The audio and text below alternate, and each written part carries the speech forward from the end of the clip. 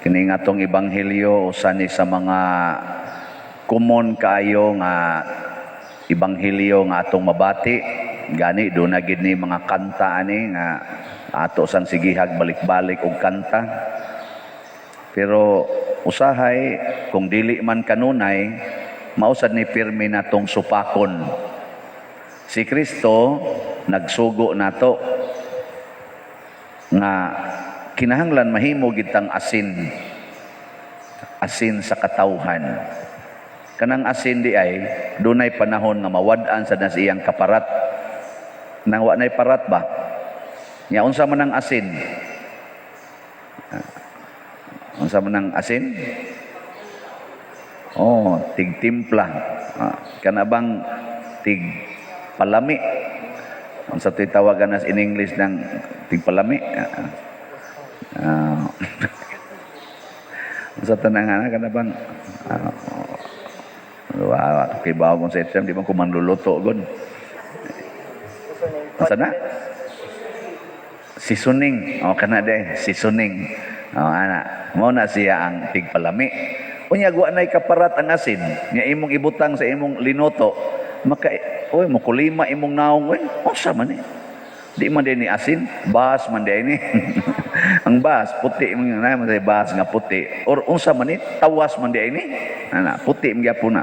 Ang kuyaw inigbo-bo nimo, unsa man ni? Abi na kog iodized salt, shabu man din ni. Wa gilami, no? Wa nay lami. Nya unsa man ni sa atong kinabuhi ang kinahanglang palamian, ang atong relasyon. Ato bang relationship ba? Kinahanglan doon na nay seasoning. Kamong mga mag-asawa, unsa may seasoning ninyo karon? Kumusta mang inyong relasyon? Lami pa o wa na? Kung nangimo tinging asawa, parat na kayog lami, murag na di sa kakaligo sa dito day, pulos na malang kasingot. Ano bang naagi mo pamaagi pagpalami kaning relationship. Ya unsa may lami gyud kaayo nga relasyon, kana yung relationship of love. Gugma mao na si Kristo ang iyang sugo nato paghigugma ay gyud mo. Kay kanang gugma makapalami gid na. Mabitan ng common kay natong istorya, bahalag saging, basta labing, ana. Naiuban moingon ka unsa man ning lakiha pagkagwapo nganong bati manignaong ning iyang gipili. Wa man nilami ang naong, pero nahigugma man siya, nilami. Nasa mga babae porting gwapaha, dato pa. Unya maminyo lang og daghang patik, manuyupay pa. Ning kanayabang. Unsa man ni siya? Mura magdi professional.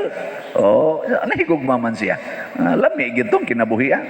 Nasa uban di gyud mo biyas bana, sige hagkulatan nga dugmok ng naong siging kulata. Di ka mo biya diha nang lago man imong naong mapatay gyud kana siya. I love him man. Lami, hastang kulata lami. Si Kristo bitaw, nahigugma nato, gikulatag maayo, gilansang sa krus, lami. Si Pedro Calungsod, Lorenzo Ruiz, gikulata, gitorture og mayo, nahigugma mas gatorture nila, alami. Ilingi ako nun ang imong tupad. Sultihi siya, og lami ba siyag naong?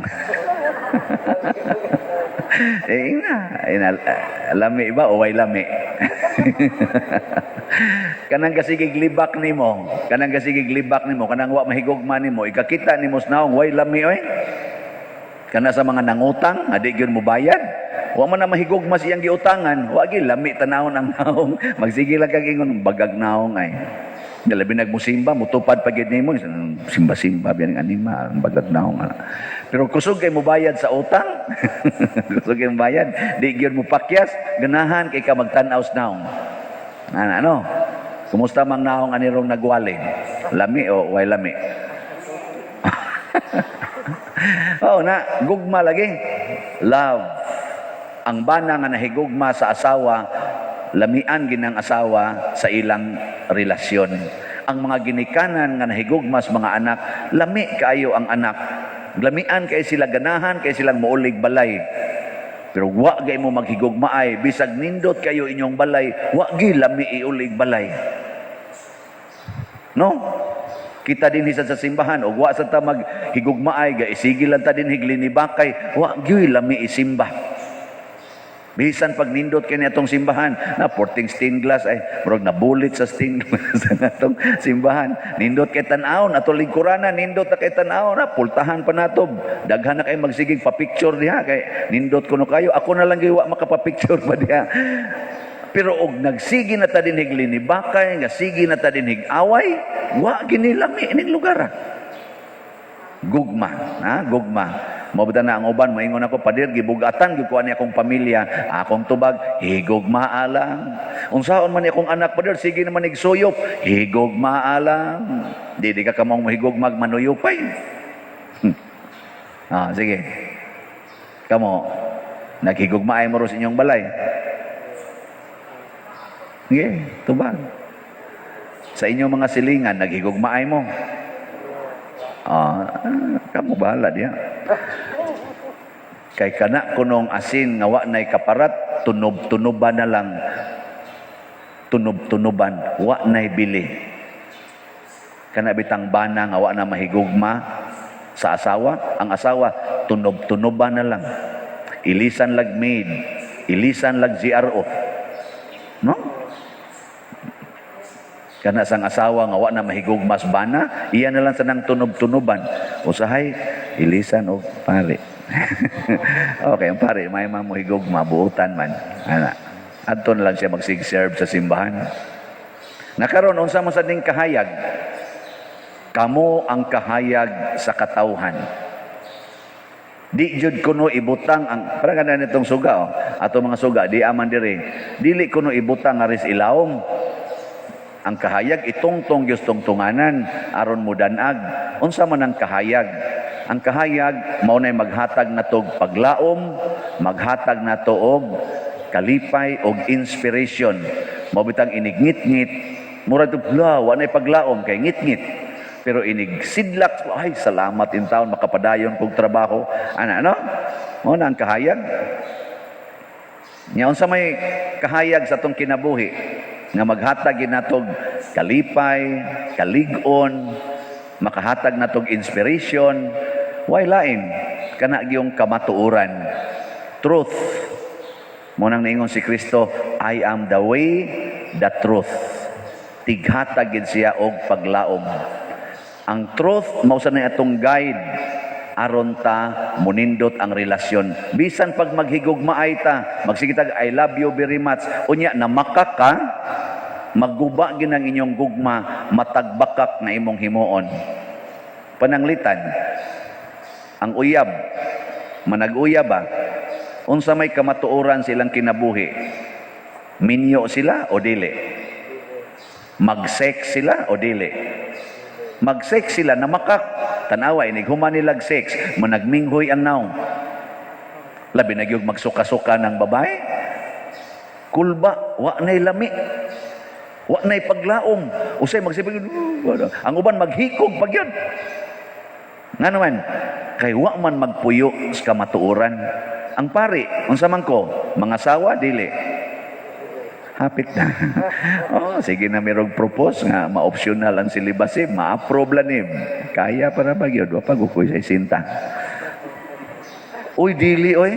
Nindot yung kayo ang pari nga maliwat ni Kristo sa mga apostoles nga way mga asawa. Nga naman, lahi ang atong pagtagad sa tao nga ming sakripisyo sa iyang kaugalingon aron mo alagad sa katawhan kay sa tao nga nagtagbaw sa iyang kaugalingon unya iya pagyong gamiton ang iyang katawhan. Kana bang ang inyong kolekta mo akong ibuhi sa akong mga anak? May nang ang inyong kolekta isod lang nako sa bulsa ito. Kamatuoran. Kumusta man mo ron? Bakakon mo o mutugas tinuod? Mabita na din sa atong simbahan ang akong trust din trust nga objective kanang trust but TRU ang gauna gid ana nga T is transparency. Itug-an gid ang tinuod. Motong dunay nangutana nako gahapon, Father, naghimo kag slatan ang imong retablo nga sa akong nahinumduman sa imong wali nga apil man na sa hope and opportunity, apil man na adtong 10 million. Inako, apil ba di ni? Apil ni ano? Amo tong napugos kog kwenta, nakalimot, uy, sakto tod apil man day tinuod ni dito sa grounds og dire. Balig 10 million. Akong gisubay-subay together with our treasurer gahapon og nakit-an ang kamatuoran. Unsa may kamatuoran nga ang atong hope and opportunity, ang galangkob day ani purchase of 2 lots, duha ka lots diri og diana, balig 4 million nya dagkutanan, paghimog dagkutanan nga balisag 1 million nya paghimo og bag-ong CR didto og ang paghimo diha sa grounds nato balig 3 million og ang repair sa retablo balig 2 million. Apil din na retablo di ay kabantay mo lahi gid siya ba kanang babae sad nga adto magpa-train sa iyang aerobics or sa iyang kaning body building sa mahalon nga gym, lahi sa dugkato lang yung iya ra, di man magbalanse o sahay dako diri gabay diri ari. Pero ang katong adto jud ka sa kanang mahalon yang imong yung coach nindot kayo, lahi gid siya performance no. Wala na naman ni atong humili, wala naman ni mag-igo. Sige na, nindog na ta.